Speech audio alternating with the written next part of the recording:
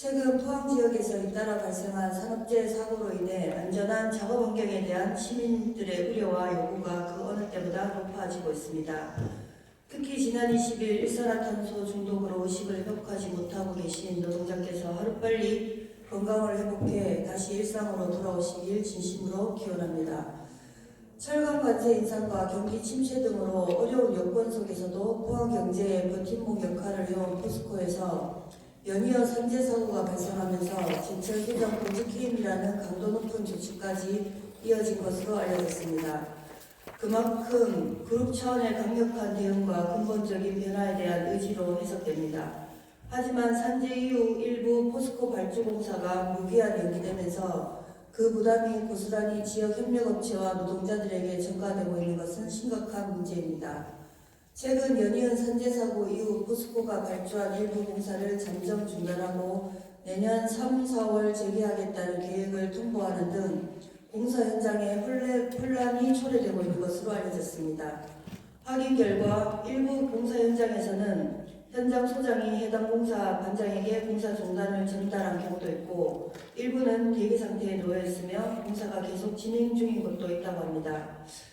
공사가 잠정 중단될 경우 일자리를 찾기 위해 타 지역으로 떠나는 노동자가 늘어날 수밖에 없으며 이는 다시 지역 상공과 소상공인들에게 도미노처럼 악영향을 미치게 됩니다.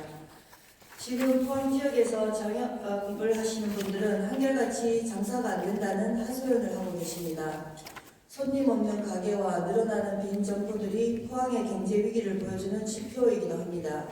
이에 본 의원은 다음과 같이 제안하고자 합니다. 첫째, 포스코는 연이어 발생한 산재 사고의 근본 원인을 철저히 분석하고 재발 방지를 위한 종합대책을 마련해 주십시오. 전문가들은 포스코의 노후화된 설비와 안전관리 체계의 한계를 꾸준히 지적하고 있습니다. 노후 설비의 전면 개선을 포함한 구조적 대책을 통해 포스코가 다시 한번 안전이 우선인 사업장으로 거듭나길 바라겠습니다.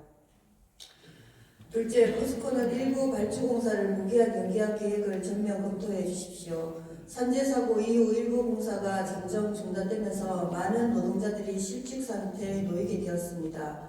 주로 영세한 사업장을 중심으로 이러한 사태가 발생하고 있다고 합니다. 산재에 대한 대응이 필요했다 하더라도 공사 중단이 곧 최선의 해결책일 수는 없습니다. 지역민의 생계가 걸린 문제인 만큼 보다 합리적인 대안을 마련해 주실 것을 간곡히 요청드립니다.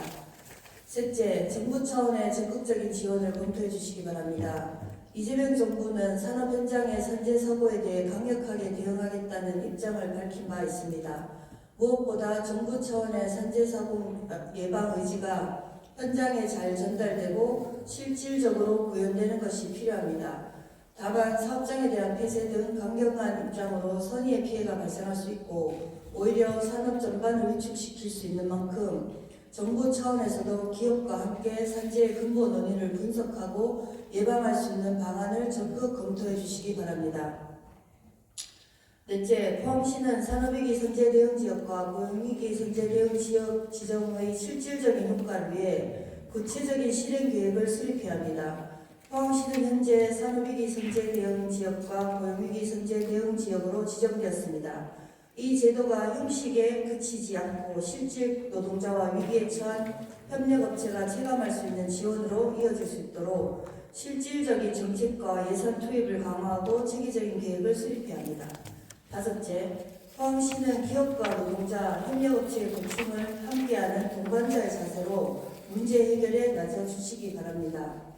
포스코와의 상생은 선택이 아닌 필수이며 이강덕 시장님의 임기 동안 포항과 포스코가 지속가능한 관계로 나아갈 수 있는 마지막 기회가 될 수 있습니다.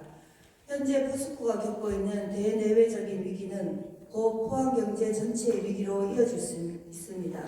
이 위기를 시민과 기업, 행정이 함께 극복하며 포항이 다시 한번 도약할 수 있는 계기로 만들어야 합니다.